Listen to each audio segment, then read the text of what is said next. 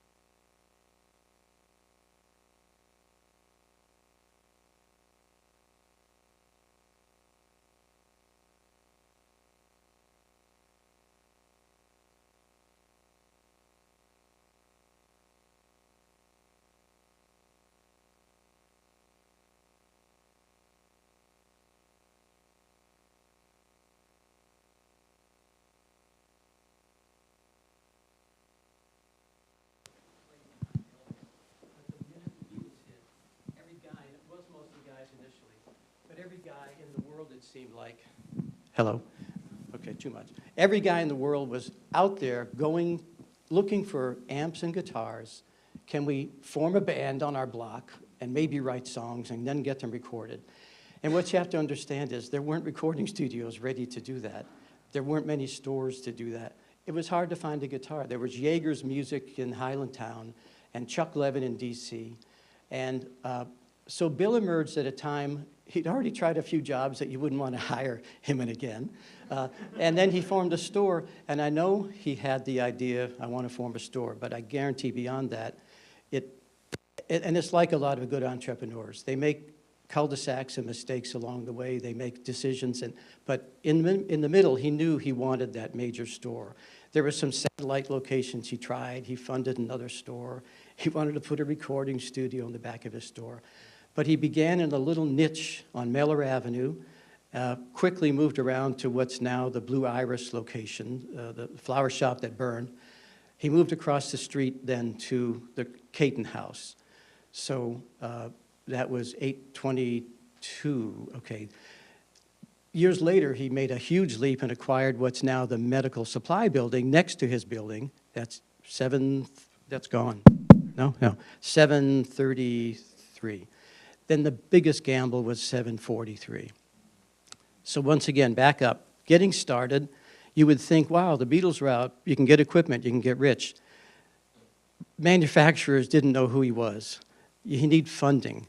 There are games being played. If this store has Fender guitars, they don't want to give it to you because you compete. You have to try to get lines. You've got to get, And then the big stores came out. He was doing well, but then you get Mars and you get Guitar Center, and all of a sudden, the guys who said you can't have it because they have it, now you and them are in trouble because Mars has everything. And it's hard to understand that, but they used to try to use regional exclusivity. So the bottom line is now everybody has everything, and what do? Then the internet comes out. The manufacturers say, you can't list this price, but you can put this here, and you can't do it. Now the manufacturers sell it themselves on the internet. Somehow Bill found a way to survive through all this. Jaeger's didn't. They folded about 84. Chuck Levin's is doing okay. But from a business point of view, there was an instinct, entrepreneurial exercise, energy, and it somehow all worked.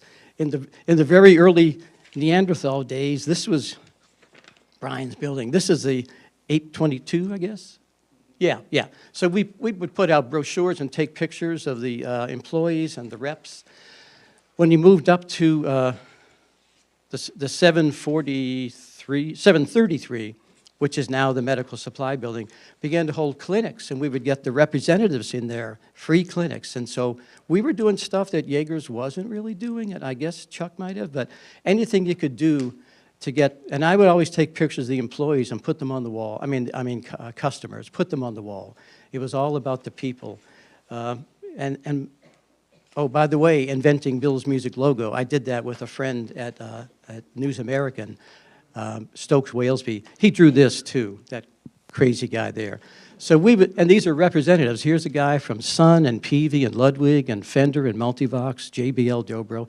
These are all big names, and these guys gradually began to recognize Bill's is one of the most successful independently owned music stores on the East Coast. I'd love to know now how you fit in terms of size and square footage. This was the move, the big move. And once again, this was used to be Wilson Lumber. And it wasn't as if all the other business challenges were enough. There was a fire when they started to move in. And, there was a huge mortgage and lots of, Bill bid off an awful lot. He didn't know how it was going to happen. None of us knew how it was going to happen. Where did I have this here? There was another we did this little column together too, I forgot to mention. I would try to just come up with any promotions I could that would get Bill out. And you know what? A lot of people still don't do this kind of, this was from Young World, music notes. And Bill really did, it was co-writing. He knew a lot of the content. We would sit down and tell people how to fix their instruments and, get more wear. This is a brochure I did. Nancy likes this one. Okay, there's a story behind this. Inside, I did little bios on the band. And I don't walk a straight path all the time. I have a very strange sense of humor. So I took the wording. Walter Shaw, he's gone now, Walter enjoyed a drink and more. He was a printer in Catonsville. And I wrote some alternate wording for Bill's bio, which to this day would probably be politically incorrect, socially incorrect. I mean, it was weird. If it ever got out, there would be stories about it. So I pasted it. I had Walter paste it on top of this, and we made a copy. And I showed it to Bill, and he laughed, and I think you saw it, big uproar. Finally, we got the brochures printed. They were really nice. Thousands of them, I guess. And Bill invited me to Jennings to have a lunch to talk about it. It was really nice. He's smiling the whole time and hands the brochure to me, and I look at it. It really came out nice. And I said, oh, thanks. And he said, read it. I forgot.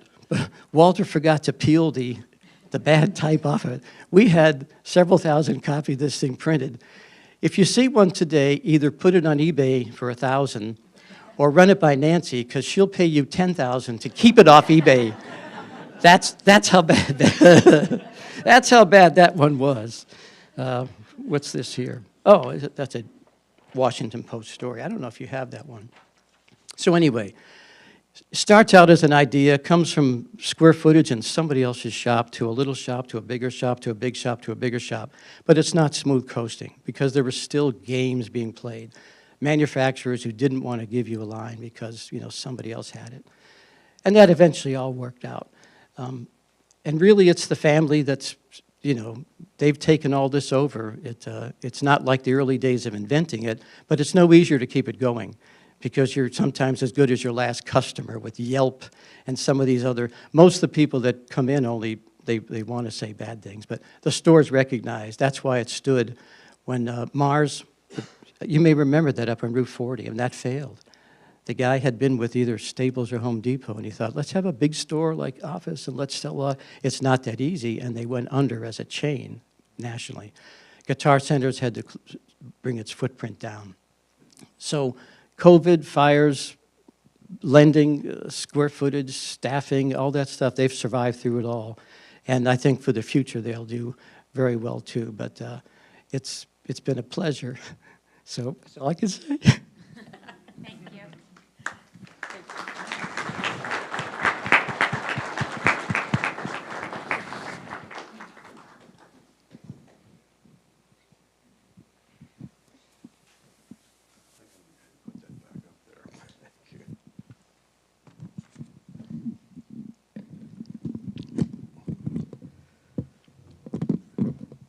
Al, I know that I don't know you that well. We just met, but when I was 14 years old, I walked into the Mellor Avenue store.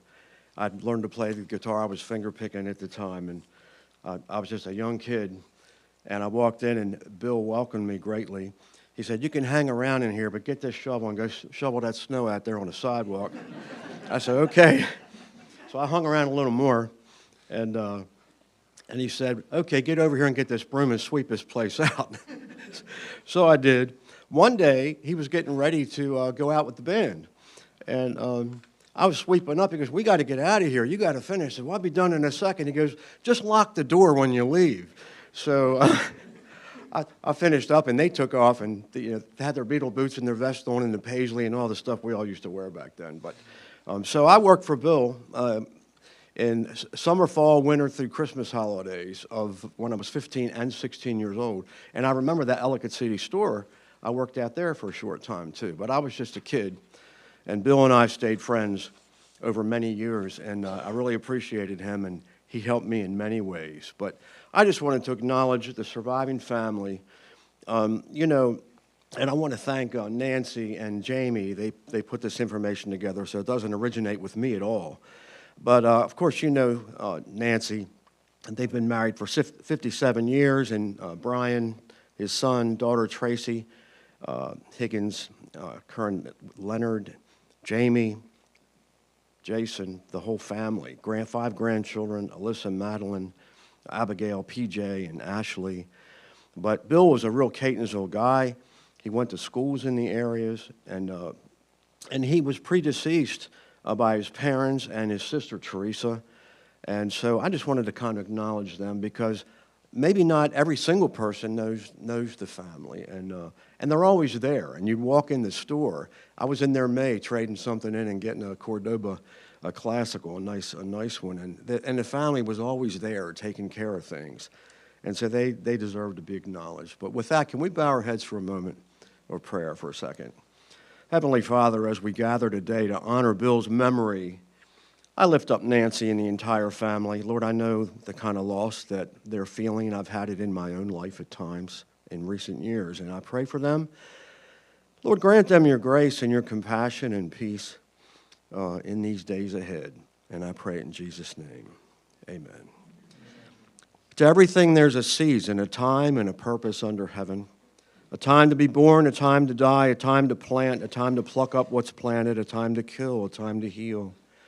A time to break down, a time to build up, a time to weep, a time to laugh, a time to mourn, and a time to dance, a time to cast away stones, and a time to gather stones, a time to embrace, a time to refrain from embracing, a time to gain, and a time to lose, a time to keep, a time to throw away, a time to tear, and a time to sow, a time to keep silence, and a time to speak, a time to love, and a time to hate. A time of war and a time of peace. That's from Ecclesiastes, but you might remember the song that was taken from. The song came from this, to everything, turn, turn, turn. So I just want to share a couple of other thoughts about Bill's life, just from some biographical things, because you've probably read the obituary and the information, and it's around here, I'm sure, posted somewhere. I didn't know Bill flew airplanes, and I just saw that picture down there. I just found that out. But he attended St. Mark's School and graduated from Catonsville High School. He was a member of the Army National Guard. In earlier years, he did play with the Shadows and the Henchmen. A lot of you remember that. And he was very instrumental himself in the whole 2000 proclamation thing. Catonsville, Music City, Maryland. What a great thing that is. He spent additional time in the past couple years, I think, trying to help out with that organization. And he and Nancy would attend the conventions, NAMM conventions. They met important people like Bon Jovi and the Beach Boys. Met a lot of people at those things. And they loved to attend concerts, many concerts together, but they especially liked the local concerts with the local folks. You know, there was a lot of booking going on back in those days, and they really were all a big part of that, and a huge part. He was an icon in this area, this whole eastern United States, and I meet people up in Pennsylvania all over the place, and, oh yeah, Bill Higgins down in Bill's Music House. It really is a landmark, much more than people realize. And a lot of people know. I just got certified as a holistic clinical musician at my age. And my mentors who lived in North Carolina and Pennsylvania said, man, we knew Bill Higgins. We've been up there. So, man, what a bunch of history. Bill enjoyed keeping up with the news and current events. They got to travel, he and Nancy, to Russia, Germany, England, Ireland, Portugal, Hawaii a couple times. And just some special memories. He was very outgoing, as you guys know. He would talk to people, and I'd come in the shop, and he'd say, hey, Butch, come on up and have a coffee. You know, you go up there and sit down with him, he'd let you do that. And I would do that. Just I have some special memories, too. But the family's a close-knit family. He was a positive person. He always talked to people. Always smiled, always had a smile on his face, and very fair to his employees. And I have to tell you, man, when I was 16, me and his brother Dave, I don't know how he survived that summer when we were working for him. Two 16-year-old guys. But the family's close. They've spent many holidays together. Thanksgiving was a favorite of Bill's, and they'd have turkey dinners at Thanksgiving, Christmas, and Easter, and there were summers on the Magathie River, and then 1 to 2 weeks every year in Florida during the wintertime. So that's just some additional information. I'm just going to talk for a couple more minutes. I'm not going to talk real long, but I have some thoughts today. Jimmy Buffett, who passed away not that long ago, he had a song he wrote, and I don't remember all the words, but one of the things, I think in the refrain, the chorus of it was, you just get one trip around the sun. That's a metaphor for our lives. And time's really important. Holy Scripture says, redeem the time, respect it, treat it wisely. Have you looked in the mirror lately and seen your dad? I looked in the mirror. I don't know where the last 40 years went. And a while ago I looked, I said, man, who is that? It looks like Dad. And then you end up, man, look at this, Man, a lot of some of you have that out here. Time's really important. Time once lost is never found. We should use it wisely. It's kind of like a fast-moving river you can't swim against. And it catches you up and, man, you were like down the road, and here we are. Also, we realize in moments like this, because I think, in these kind of moments, certain things come to our mind. We just can't help it. Another one of those is people, how important people are. It's not stuff. I have some great guitars I bought from Bill. Man, some Godins, and I've got a Gibson and Cordoba. I've had a lot of nice instruments. I'd trade everything I had if I could have one more minute with Bill. Those things were all nice, and they were instrumental in helping, no pun intended, but man, what would you trade to spend another 5 minutes with somebody you love that's not with us anymore? Of course we would. It's what we bring to relationships while we're here and what we leave behind once we're gone from this life. And I call those the intangible things like character, things like smiling at people, things like being helpful to your employees, having a family that loves you, things like love and kindness. Those things don't pass away. Spend time with those you love while we have each other. Also, it's an opportunity today to reconsider our own mortality. We're still here. And so we have a chance to refocus our lives, reprioritize our lives. Every time I come into a service, and I've done a lot of these over the years, and I treat everyone like it's my first one, I feel like I have a second chance because I can go out today and love people and influence them and do kind things for them and enjoy people, enjoy life. We have the opportunity to still do that. These are moments where we learn to kind of love more, to forgive where we might need to, and to let go of some things, too, maybe that we need to. That's the stuff of life that sets us free. It really does. How do you honor Bill now that he's gone from this life, still in your hearts? I mean, I know he's in your hearts. And you guys don't know me that well. Nancy does from way back. But I'll tell you how. One of the ways you can honor him is to pay it forward. If there's any way he inspired you in any way, if he lifted you up. I remember one time I was going on a mission trip down to Panama. I said, Bill, I just want to go down. I want to take a guitar with me that I can leave there for the local folks. He practically gave it to me. He said, take this, just give me $50. It's probably a $200 guitar. Give me $50, just take it down there and just leave it with him and tell him I gave it to you. Bill's Music House is down in Panama. Because there's a strap on there that says Bill's Music House on it. But that's the kind of guy he was, and the way to honor him now is to pay it forward. Do something, and when you do something kind for somebody at no cost, do it for nothing. Tell them, I knew a guy named Bill Higgins, and man, he looked out for me, and I want to help you. And then finally, I just want to share one more thought. In a meeting like this, there's all kind of different frames of reference. You might be Protestant, Roman Catholic, totally non-affiliated or whatever. So what I want to say is it's not religion, it's just an issue of the heart.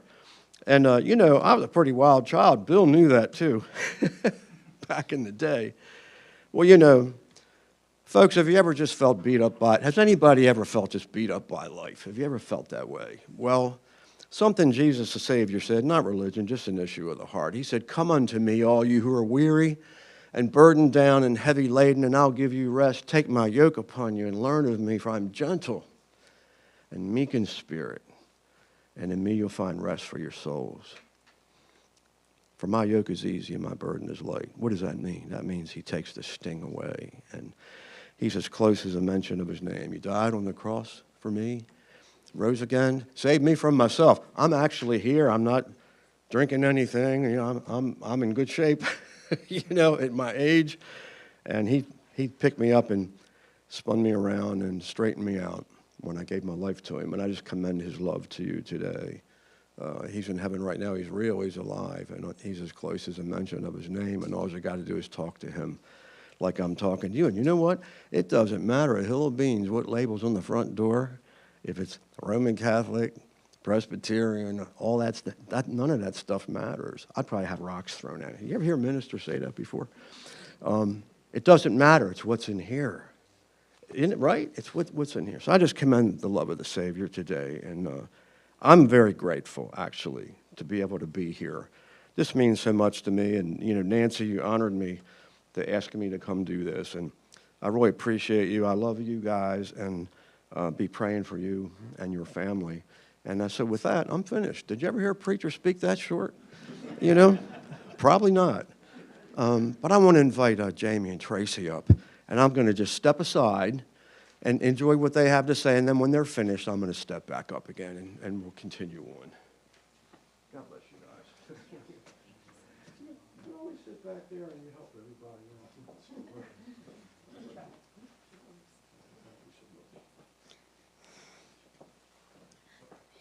Good luck. I'm going to try and get through this. There she is.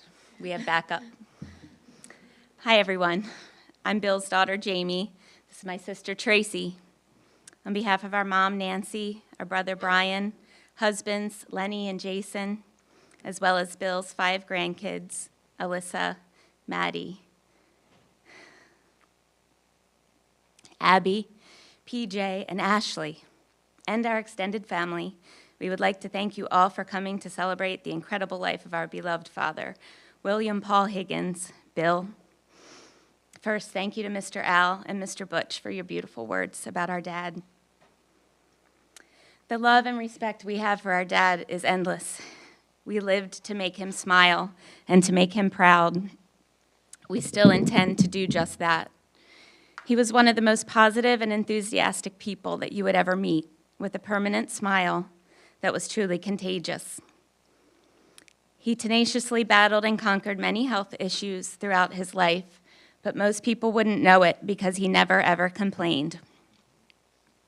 Problems always took a back seat to his focus on the things he loved, first and foremost his family, followed closely by his friends, Bill's music, things he loved, Bill's Music House, the sparkling Magathie River, traveling, history, guitars, politics, motorcycles, boating, flying, Thunderbirds and Corvettes, personalized T-shirts, making lists and diagrams, solving life's problems for anyone he could, rock and roll music, a cold rum and Coke, and a good steak.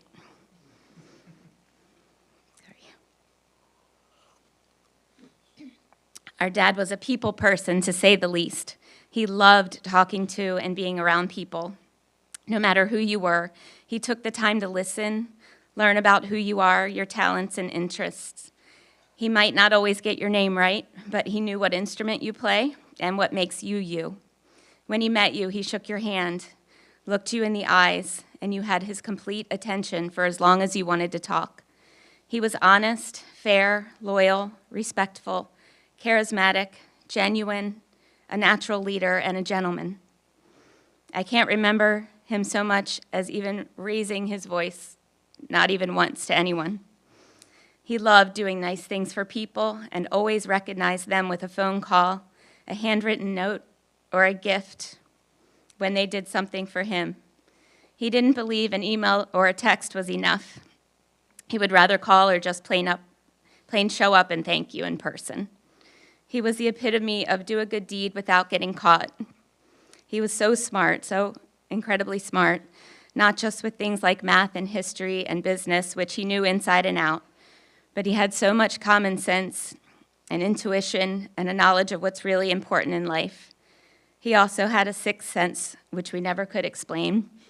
If you forgot to do something, lost or broke something, and tried to hide it, he somehow knew every time. Our dad was confident in the best way. He trusted his gut, did what he wanted, and it usually worked out. He was cautious but never fearful of anything. He took risks, but only after thinking it through and through again. He was completely himself 100% of the time. He wore hand-me-downs, owned only used cars, and he'd be down on the sales floor selling a $2,000 Gibson Les Paul in bare feet and cut-off jeans. He didn't get embarrassed easily. He liked what he liked, and he was who he was. Fringe jackets, cowboy hats, beetle boots, and all. Our dad taught us so many life lessons through the years, and we know that's what will get us through any challenges that we face in the future. He had countless pearls of wisdom that we always called Billisms. Here are some of our favorites. It ain't easy being green. Ask for forgiveness rather than permission. List your work and work your list. Make your day off pay off. If you have a problem, get a plan. Don't ask the question if you don't think you'll like the answer. You don't have to eat the whole cake to know what it tastes like. Don't do the other guy's thinking for him. It takes a long time to make an old friend. Be careful what you shoot for, you just might get it. Make sure you don't have too much month left at the end of the money. Don't sweat the small stuff. Say what you mean and mean what you say. And that last one he always did. If my dad said something, he meant it. He followed through on every promise, and you could count on it. He would gladly teach you what he knew and acknowledge the things he didn't know. He didn't gloat when he was right, and he admitted when he was wrong. Above all else, our dad wanted the absolute best for his family. He taught us to shoot for what we wanted, and he showed us through his example how to accomplish it. He taught us to work hard, but also have fun and laugh at ourselves. He made a point to advocate for his daughters, to create our own space in this world, and make sure our voices are heard. He saw so much in us three kids that sometimes we felt like he gave us too much credit. He was proud of his kids, and he aimed every day to help us see ourselves through his eyes. Because of his love for us, we are two of the biggest daddy's girls you'll ever meet, and we wouldn't change that for anything. Our dad had so many stories, and he told them well. Some we heard 1,000,000 times and always new ones cropping up that had us saying, "Wait, you did what?" Like the time he was learning to fly a solo airplane and he accidentally, illegally landed in the Dover Air Force Base. Again, in cutoffs and bare feet. He was surrounded and detained by security in hazmat suits and had to be identified before they would release him.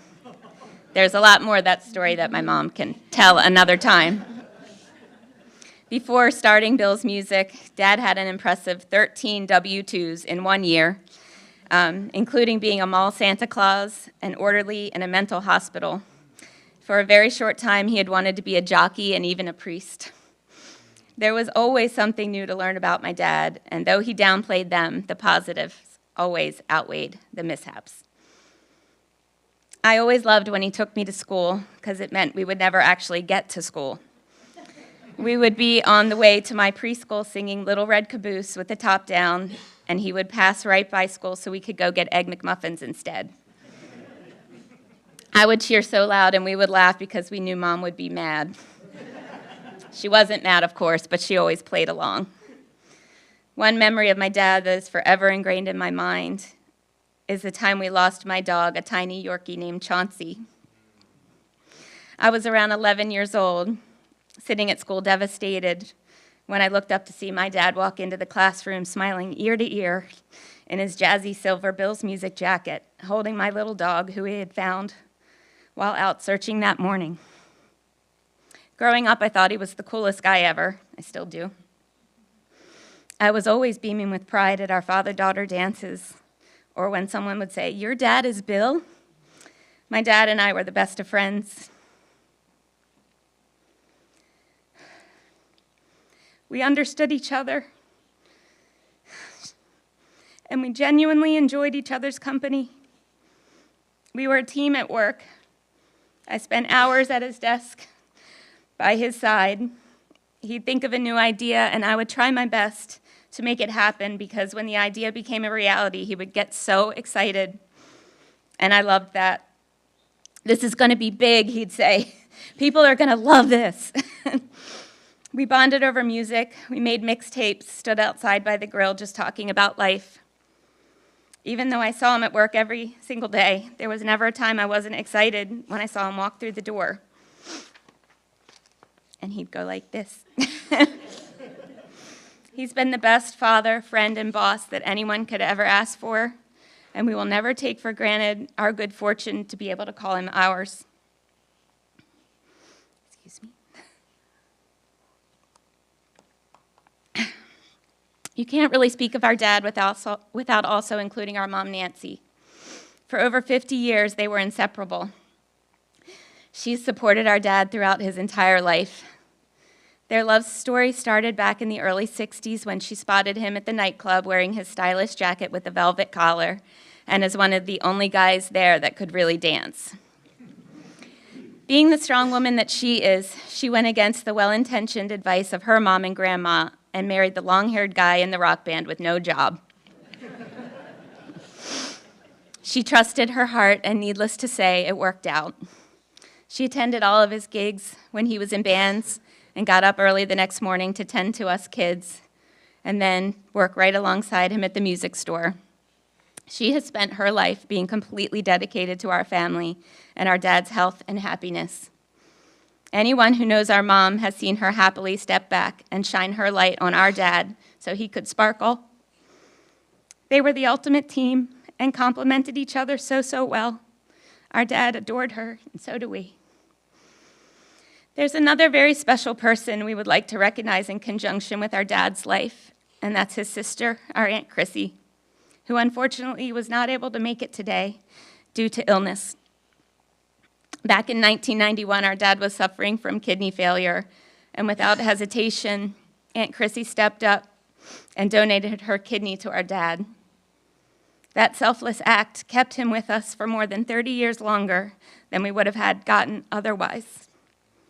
What an indescribable gift to give our family. Just like our mom, she's our hero, and there aren't enough words to thank her for her strength, generosity, and kindness. Just over a year ago, on our dad's 80th birthday, he stood up and he said that he has had a wonderful, fulfilling, and joyous life. And the main reason for that was because of his family and friends, so many of you who are here today. You've all been so generous in sharing your memories through social media, texts, and calls over the past few days, and we hope you'll continue to do so over the coming weeks and months. In this way, my dad will always be with us in the memories we keep in our hearts and those we share with each other. We will see him whenever our children are bursting with excitement, in their smiles and gentle spirits, or whenever we see them navigating life with Pop-Pop's wisdom to guide them. He'll be there when we make someone else feel special or important, or when we see the joy on a kid's face when he gets his first guitar from our store, or she. He will be there in the glow of the neon that he loved so much, shining from Bill's Music onto Frederick Road in Music City, Maryland. When we see a boat go by as the sun sets on the Magothy River, or when our family sits down on the porch to some steamed crabs while listening to the Beatles or Bob Dylan, he'll be there. I just wanted to finish with these words from John Lennon that are on the back of the prayer card and that we danced to at my wedding. Though I know I'll never lose affection for people and things that went before, I know I'll often stop and think about them in my life. I love you more. Thank you.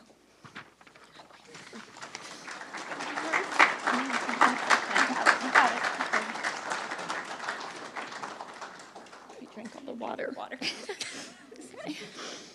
I'm not nearly as eloquent or as strong as Jamie. Yes, you are. Family and friends. On behalf of our family, I stand before you today with heart full of gratitude, but also heavy with the weight of loss. Thank you all for being here to celebrate the extraordinary man that you called Bill, but we were fortunate enough to call Dad. The outpouring of love we have witnessed in the past few days has been nothing short of overwhelming. Thousands of social media posts, texts, and calls have flooded in, painting a portrait of a man who I don't think I realized touched the lives of so many people. It's a testament to the profound impact our dad had on our Catonsville community and the world around him. As I read through your messages, I was struck by the powerful words and phrases used over and over to describe him. You use words like icon, legend, the most influential person in my life. Each post told a wonderful story about my dad, but they all had a common sentiment, which was that Bill was kind and always with a smile. All of these words capture the essence of the remarkable person we are here to honor today. We are so incredibly lucky to have worked with our mom and dad each and every day for almost 40 years. I've had a front row seat for almost 40 years, I've had a front row seat watching my dad deal with customers who became friends. I would always love when a customer would come in and so proudly tell my dad that they bought their first guitar from Bill's Music. My dad would have a huge smile on his face and cheekily reply, "That's great, but where did you buy your last guitar?" Let us remember Dad, not only for the titles bestowed upon him, but for his genuine kindness, unwavering integrity, and infectious smile that defined him. Today, as we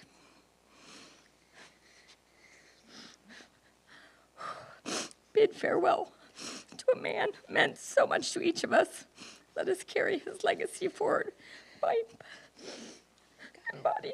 embodying the same values he lived by. Thank you all for being a part of his celebration of Dad's life. Your presence and kind words mean the world to us.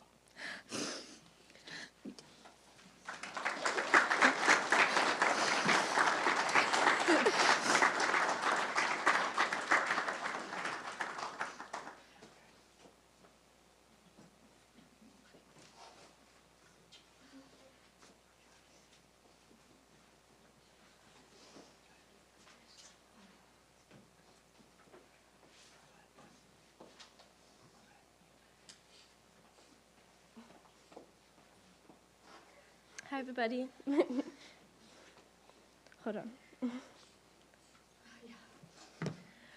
Hi, everyone. My name is Alyssa. I'm Bill's oldest granddaughter. I go to school at Stevenson University, and I have a poem due today. I spent the last few days reading through all the comments on the post that Bill's Music made. And I've spent hours and hours just reading through all the stories. So I decided to string together some quotes listing 10 points of business advice from my grandfather through the Facebook comments on his obituary. Number 1, be good with names. Number 2, always greet people with a smile on your face and an open handshake. If you put your hand out, nobody will refuse it. Number 3, your customer is your friend. Number 4, always carry a pen and notepad. Number 5, send personal emails, notes, and letters. Number 6, always make people feel special and important. And when you give someone your word, number 7, always make it mean something. Number 8, always help your friends get closer to their dreams. Number 9, always help this family be the best that they can be. And number 10, always live life to the best of your ability. Everything always works itself out. Thank you.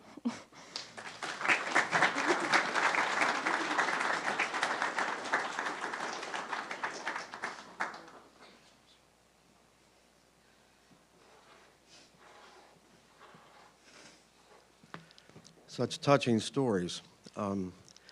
So I spoke to Nancy before this great service started today, and we thought it would be a nice idea. Maybe there's a few of you who'd like to share a thought or a memory or a word of encouragement. We'd like to open the microphone up.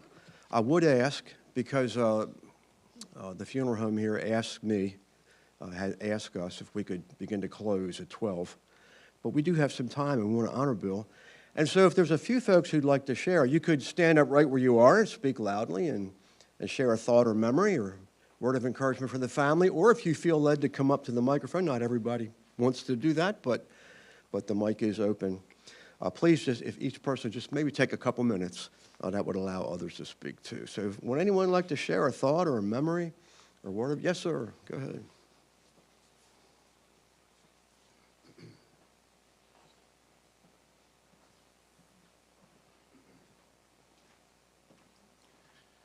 Hello, my name is Kirk Palchevsky.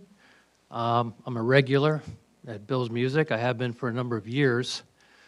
I bought a PA system there, and one day I had to find a microphone that would work with it. I was looking for a particular quality, so I went up and I had a whole line of microphones there, and I was going through one at a time, testing 1, 2, testing 1, 2, testing 1. About the fourth or fifth microphone, I look up and Bill's standing there looking at me like this. I said, hi, Bill, what's the matter? He goes, I just want to know, why is it that you singers can't count past 2? And I said, well, I don't know, Bill, but I'll tell you what, I'll work on that, and the next time you see me, I'm going to count to 5. He used to kid me. Over the years, as I got older and my hair got thinner on top, he would comment on that, on the progress or the digress, one of the two. And I started taking some natural supplements made out of shark bone or teeth or something that's supposed to regrow your hair. I was a little self-conscious about it. One day I was walking on the sidewalk in front of the store toward the front door, and Bill comes walking out. And, hey, Bill, how you doing? We walked past each other, and he stopped and said, hey, you've got more hair than you did last time I saw you. I said, really? I do? And he goes, yeah, about that much. I'm going to miss Bill. He's a great sense of humor and a great smile. And always look forward to seeing him when he was there. And to the Higgins family, may God be good to you as you carry on the great legacy of Bill's Music. Thank you so much.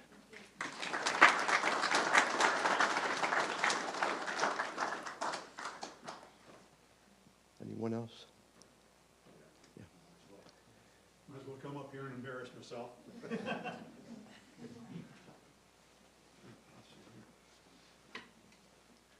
I've been coming to Bill since I was 13 years old, which now adds up to 57 years. Back in the old Blue Irish days, I didn't get to the Miller Avenue things, but I have so many fond, wonderful memories. I remember when MIDI came out, and Bill could not wait to show me everything that MIDI could do with this keyboard and that keyboard. I was showing a couple of the people that were here tonight, a young man, a man and his son, and we were doing, with our phones, we were doing like, this is my gear, oh, this is my gear. I showed him what I'm using at church, and the Hammond that I bought at Bill's. I bought my first Leslie tone cabinet there. I mean, Bill was always so much fun. I regaled again about how we were waiting for our band cards from Harvey when Brian was being born. Just so many great memories of Bill. Such a wonderful friend. And whenever he was in later years, whenever he was in the shop and he was sitting there, I always made sure that I got to sit with him. And we would tell stories of the old days before you were born. And just a wonderful man, wonderful time. All kinds of music that we made in different bands together. And just absolutely, if you have an opportunity to get a smile out of somebody, if it's just by smiling at them yourself, do it. Bill will remember that going forth. And God bless you all.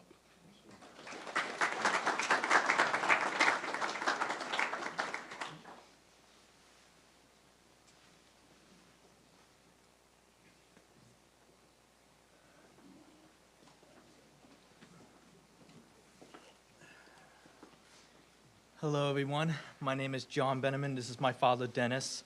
We have been longtime customers of Mr. Bill's. My dad has been a longtime customer of Bill's since 1970 when he was in a local band called High Noon.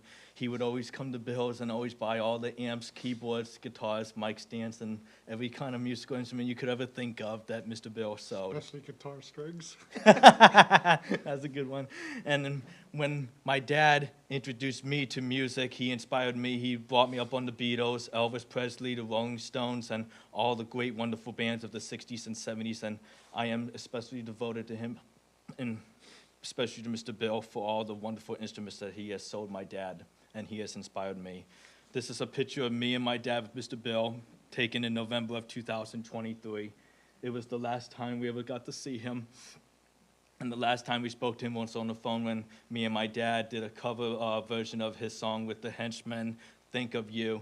And that's what we're going to do. Whenever we hear Beatle music or any song from the 60s and 70s, we will be thinking of Mr. Bill with special love and devotion, and we will miss him very much. We would take about maybe 20 minutes or 30 minutes just to work on the song till we had it down pat.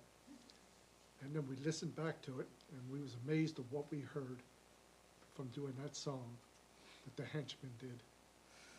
And we sent it to the member of the band. He was amazed. He heard it. He's like, it sounds just like us. And I'm sure when Bill heard it, he was tickled. He couldn't believe it. He enjoyed what we did. I made him a CD of our music. He said, wow, you guys, just did a marvelous job on the music. And he thanked us for that. That was the last time we got to saw Bill. So yeah, thank you very much. God bless you all. I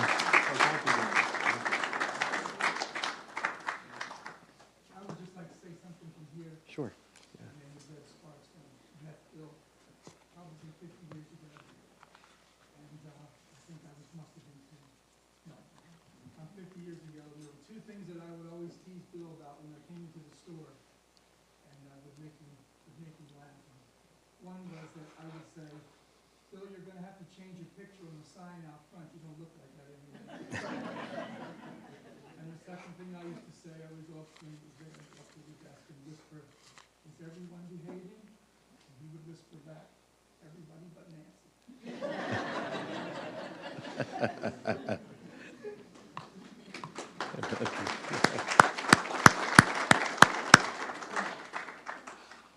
My name is Jack. I've known Bill for 60 years. I met Bill at Nancy's house. I bought my first guitar at Nancy's house from Bill. And Bill has always been a very, very good man. I appreciated knowing Bill for 60 years. And I would think of the best compliment I could give Bill as he was my friend, and he will be in my heart forever. Thank you.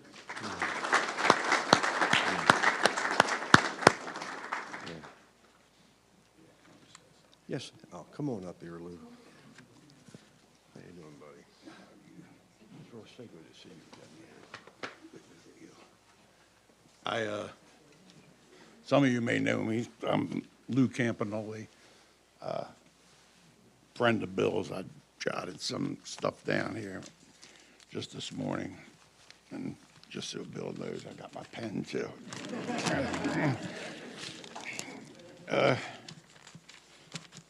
Before I say anything, I just want to say Bill Higgins was my friend.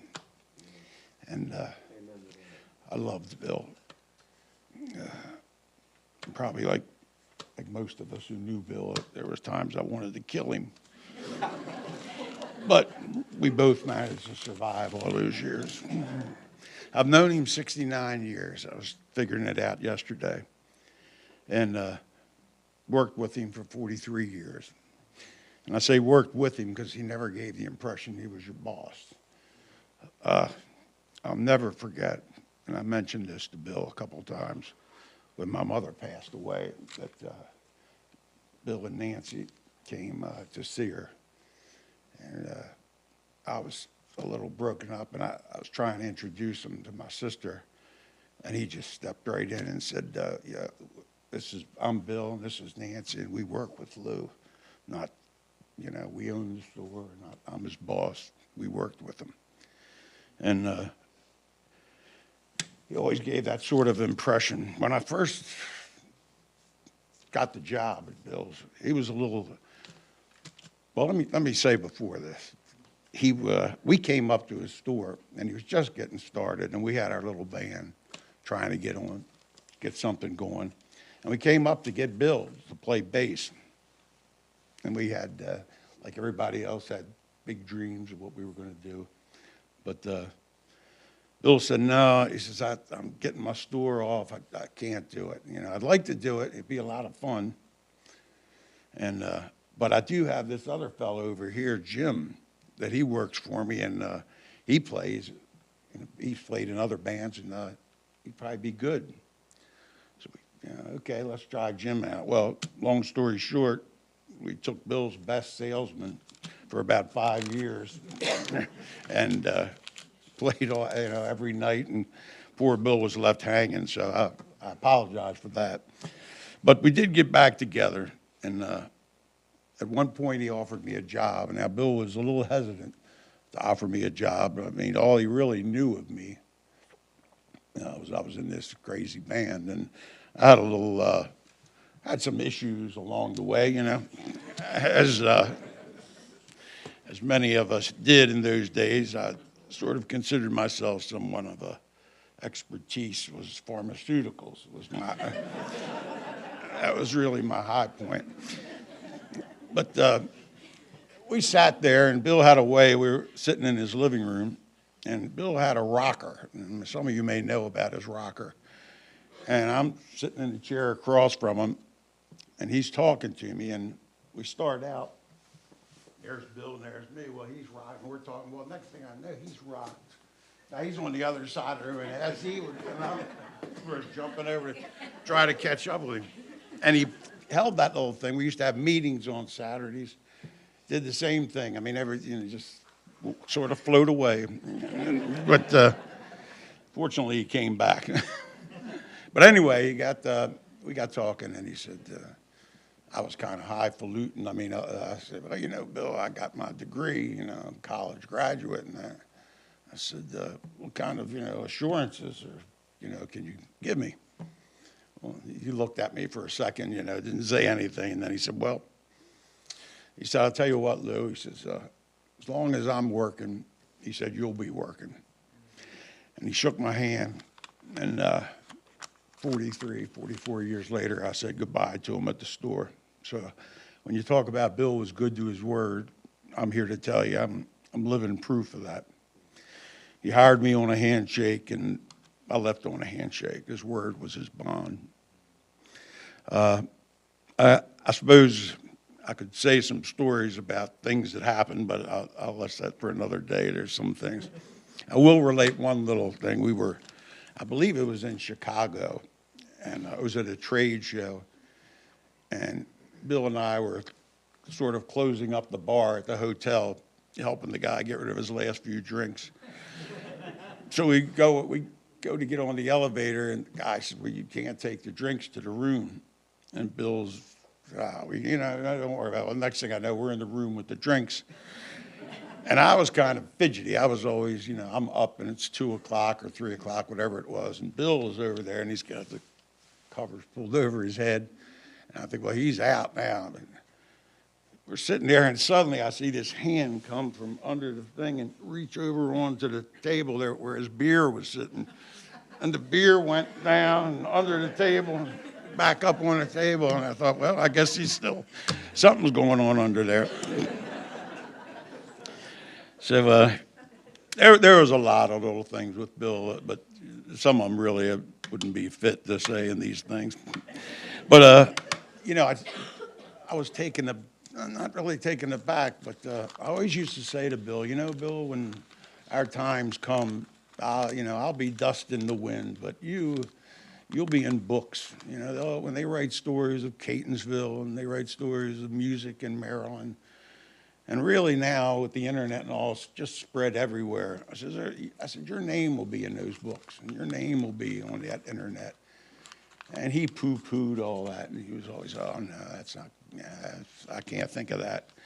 And the truth was, he couldn't think of that. Bill was always the guy on to the next thing. And I would be remiss if I didn't mention Jimmy, Jim Mays, my good friend and Bill's good friend, who couldn't be with us today. Bill was always the idea man. He said, okay, well, we're going to do this and we're going to do that. And then it was like, okay, now you guys do it, you know. And so we said, okay, I guess that's the way it is. But he was the general. When I first got hired from him and Jim were at the store. This is my first or second day. So basically, I didn't know much about the business end of it, so I'm sort of taking out the trash. That was my big job. And he says, well, we're going to lunch. I said, okay. This is about 11 in the morning, you know.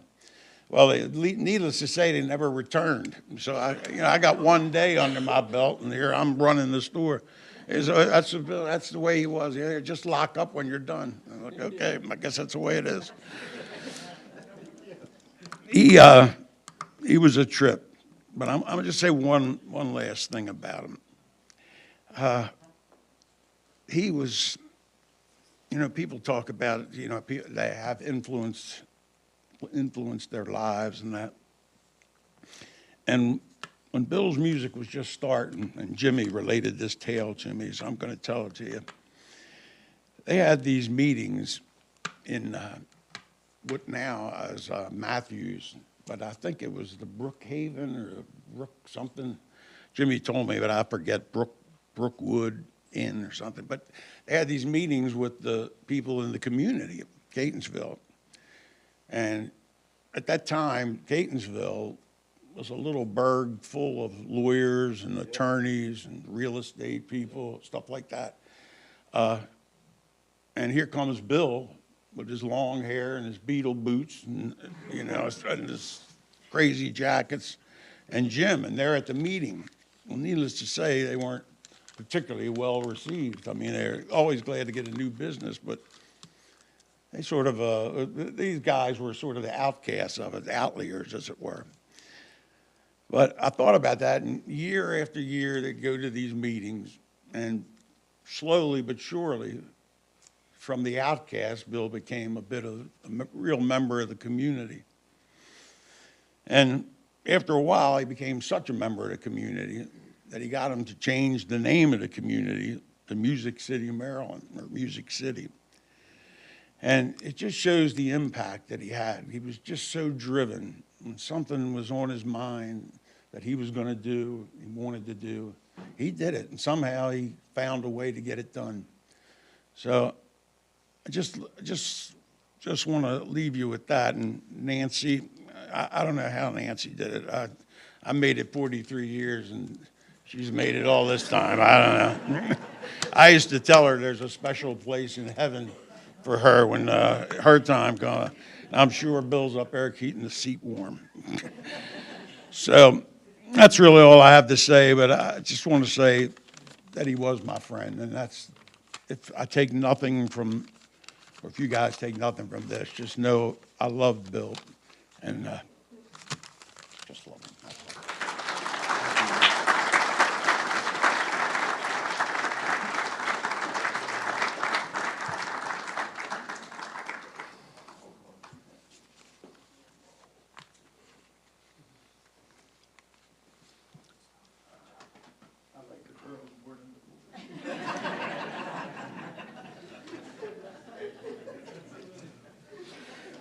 Well, folks, it's 12 o'clock, and we're going to honor the funeral home and their wishes here. I just want to say one final thing before a couple of prayers at the end here. You know, there's another captain at the wheel now. Brian, I just want you to know, and your family, we're behind you guys, and looking forward to a lot of years of continued. And we really are behind you. And if you ever need a friend or just somebody to talk to, you got one here.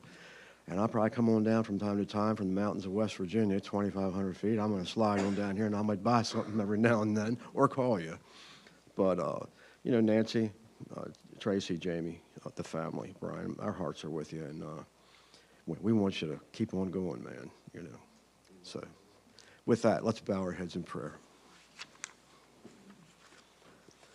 Lord, make me an instrument of your peace. Where there's hatred, let me sow love. Where there's injury, pardon. Where there's doubt, faith. Where there's despair, hope. Where there's darkness, light. Where there's sadness, joy. O divine Master, grant that I may not so much seek to be consoled as to console, to be understood as to understand, to be loved as to love. For it is in giving that we receive, it is in pardoning that we are pardoned, and it is in dying that we are born to eternal life. Amen. And now that Bill's remains, he remains in our hearts, but his remains have been returned to kindred dust, earth to earth, ashes to ashes, dust to dust. The spirit in the future will leave in the hands of God, who's perfect in love, infinite in mercy, and who does all things well. That a part of man never dies is a positive affirmation of the Christian faith. And may our trust be in Jesus the Savior, who said, I am the resurrection and the life. He that believes on me, though he die, yet shall he live. And whosoever lives and believes in me shall never die. If anyone would like to join me, I'm going to just bow my head and pray the Lord's Prayer. Our Father, who art in heaven, hallowed be thy name. Thy kingdom come, thy will be done, on earth as it is in heaven. Give us this day our daily bread, and forgive us our trespasses, as we forgive those who trespass against us. And lead us not into temptation, but deliver us from evil. For thine is the kingdom, and the power, and the glory, forever and ever. Amen. Thank you so much for the privilege, Nancy, and the family. And with that, Miss Cecilia, if you would come. Thank you.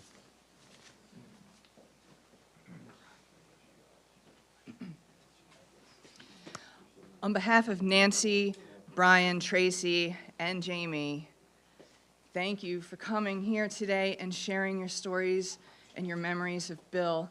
I know that the support and love that you've given them over these past few days mean the world and have definitely helped them through this tough time.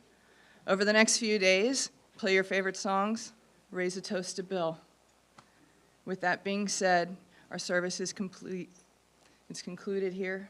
Thank you for joining us. Be safe going home.